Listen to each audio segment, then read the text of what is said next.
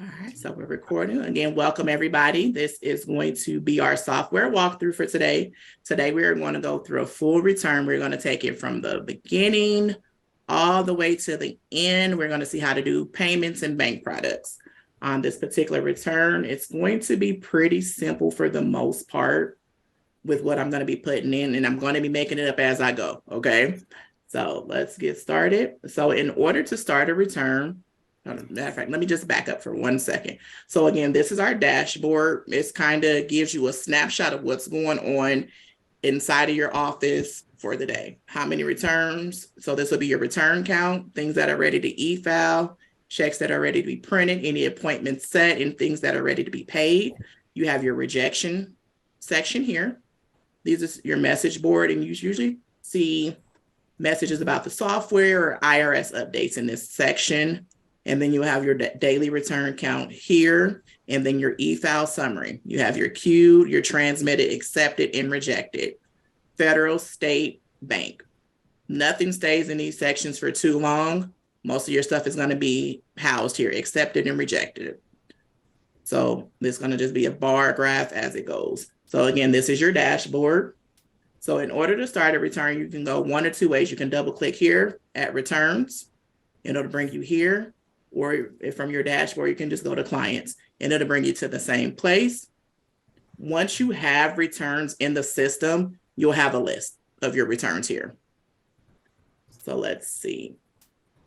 We want to start a new return. So we'll click this guy here with the plus button, new return, and then we'll pop in a social security number. Again, I'm making it up as I go.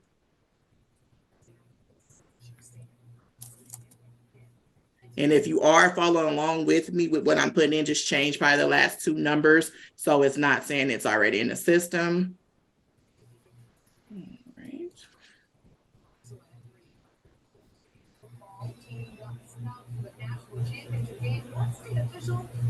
Pushing for investigations into the rejection.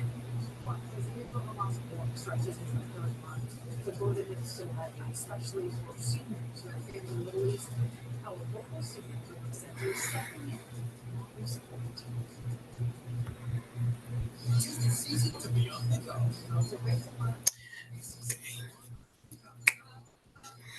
I need to go then. All right.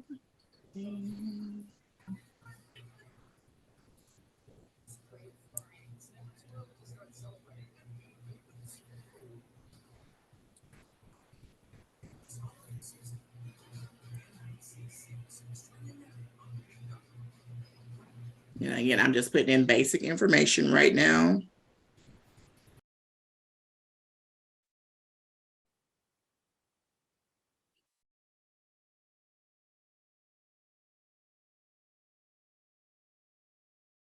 All right, so once that basic information is in, it should bring you to this screen to have you verify the contact information that you put in, and then just verify it. And then you want to hit, if you want to be able to text the client, just make sure you opt in for text messages because you can text them back and forth inside the software. So just opt in here.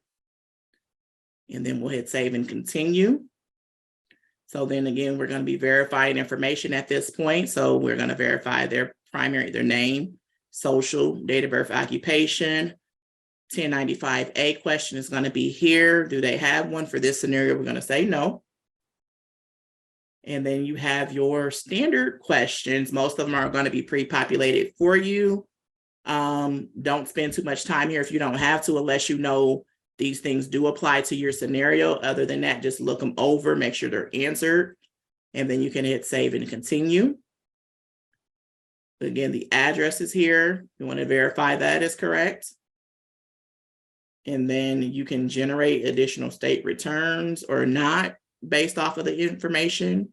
And if you're self-preparing, so say you're in here doing your own return, just go ahead and put a check mark there. All right, and then we'll hit save and continue. It'll ask about state residency. Did you live or work in any other state during the tax year? Answer that accordingly. And if you do forget to answer that, if there was money made in another state, it's fine because you'll have a couple of more places to answer that information. So don't get, again, too hung up here because you have a whole state section. All right, then we're going to hit save and continue. So now we're going to go to filing status. So you have your standard filing statuses, but if it's a situation in which you're confused, you can go ahead and use the IRS's tool here, and it has like a questionnaire for you to complete to help you figure out what the filing status should be. And then for this scenario, we're going to use head of household, and we'll hit save and continue.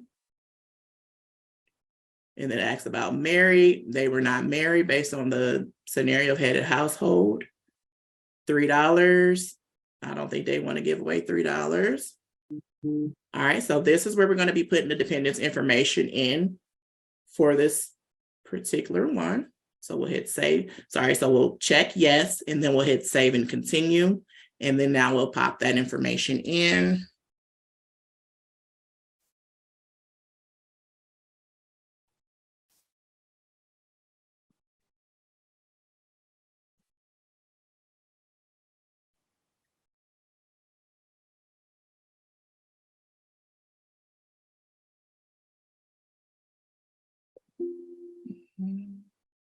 Okay.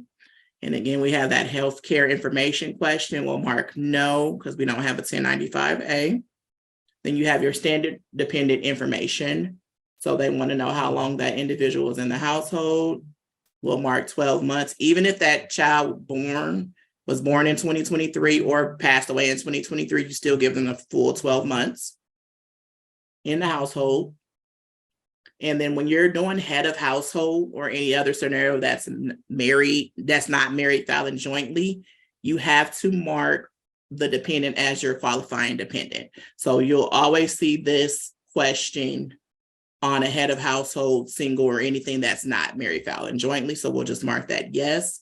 And if there's more than one dependent, you only need to mark it for one dependent. You don't have to mark it for all. So then you have your dependent eligibility questions. Again, these are pre-populated. So just look over them, make sure everything looks good, and then you can hit save and continue. And if there was another kid to answer, you'll just pop yes, save and continue, and it'll take you back through that scenario of putting all the information in. All right, so I'm going to hit save and continue, but are there any questions about anything that we've covered so far? No. All right, perfect. So again, declaration of support, non-custodial parent information. The form, the 8332 can be filled out, but it has to be mailed in. The directions are there. Again, we're not going to spend too much time here. You guys can go and play in this when you get a chance. But again, we'll just save and continue from this place. Can they be claimed as a dependent? No. Save and continue. So this is where you'll enter the driver's license information in for the software. I'm going to enter it in here, and we'll call it Arizona. Oh, Jesus. Okay, let's cancel that because we don't want that at all. I'm trying to hurry and get out of this. So all this stuff is not there. All right. Issue date. We'll call it 1/20.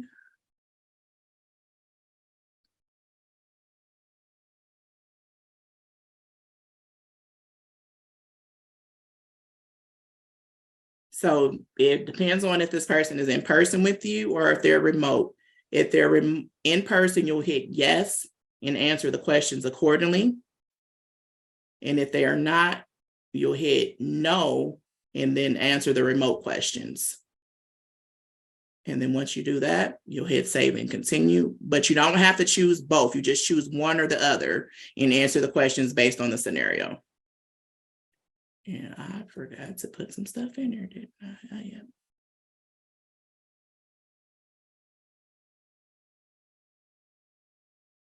All right, perfect.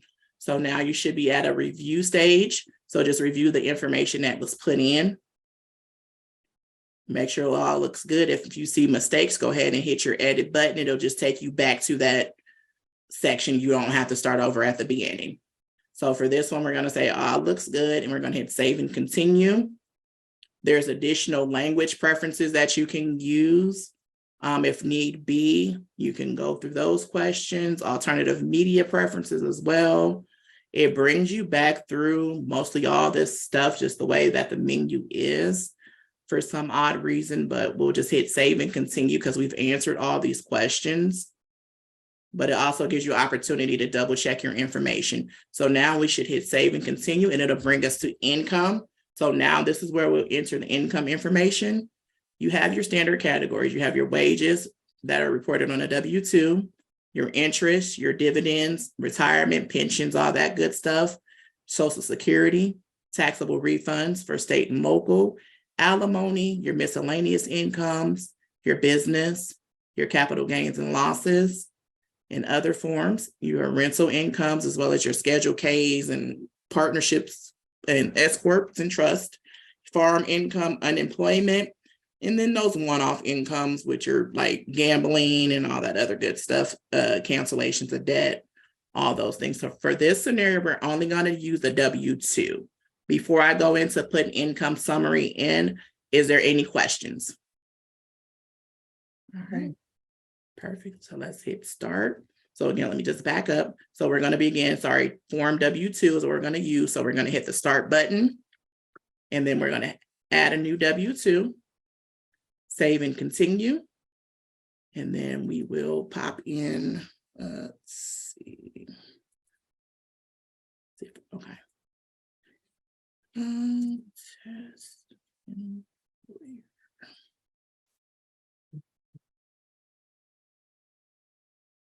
like I said, I'm making this up as I go, so bear with. Okay.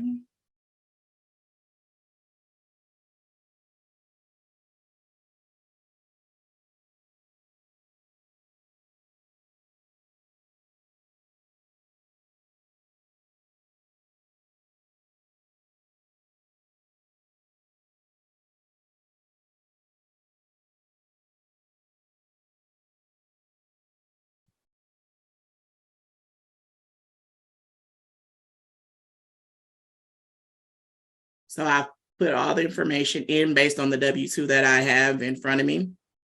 So that looks good. So then once I do that, I'm in the state. I put that in there. I'll save and continue. If there's more W-2s, you just add new W-2, and then you'll put that in and you keep going. So from here, we'll hit save and continue. So now we have a refund amount here because we've put in income. And we don't have any other income for this particular scenario. So we're gonna go through each section now as it applies to our scenarios, depending on what your taxpayer has going on. So this is your adjustments to income, nothing here. Your deductions and credits. I'm not going to do credits today as far as like any childcare or anything like that. And let's see. Taxes. Uh-huh. Okay, that's someone had a question. So let's see. We have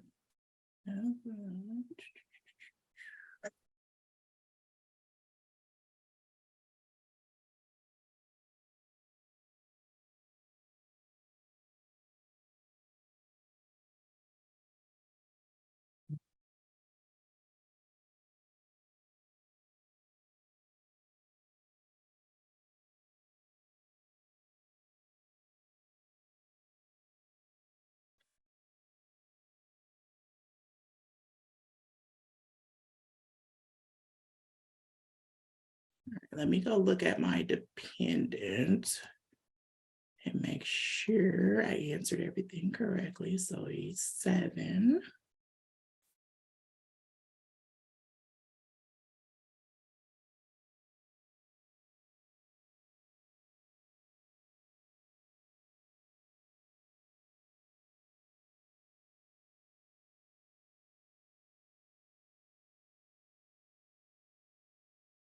That's answered.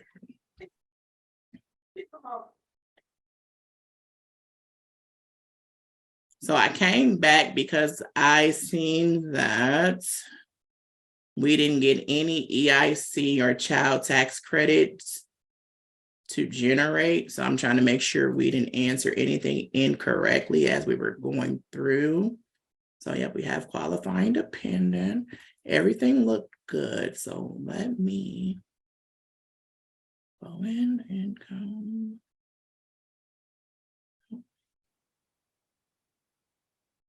That still shouldn't be too much. I'm just gonna lower it real quick.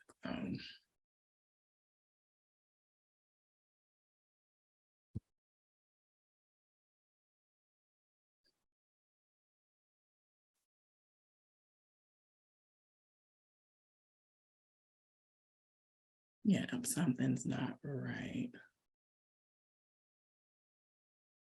So we'll see what happens when we do our due diligence, but that's weird.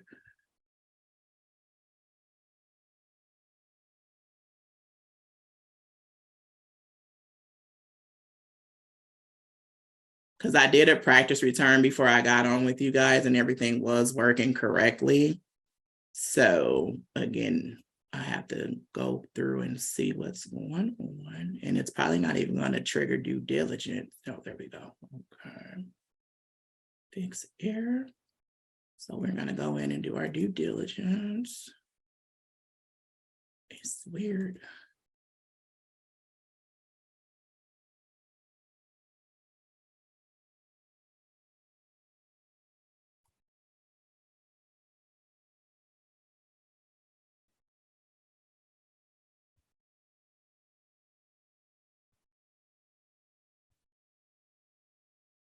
So in order to move past this screening and due diligence, you have to put the documents that you relied on to verify your due diligence.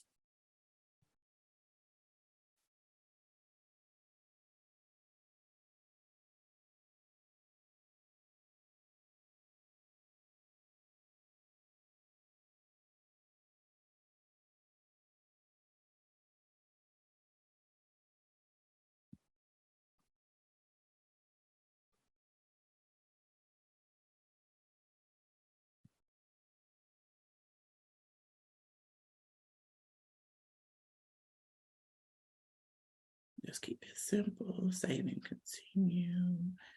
Save and continue.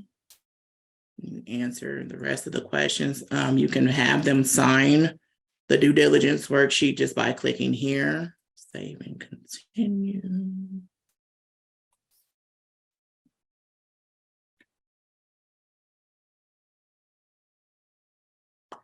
So we are at our summary for the federal. And so it just gives you a summary of the taxes and the income that was relied on to prepare the return. And then you can also just verify the filing status, state independence here, and then save and continue. And then how they want to receive their refund. You can do direct deposit, split the refund and receive a check. But if you're going to be doing bank products and you're going to have it direct deposit, you would put their direct deposit information in here. If you're going to be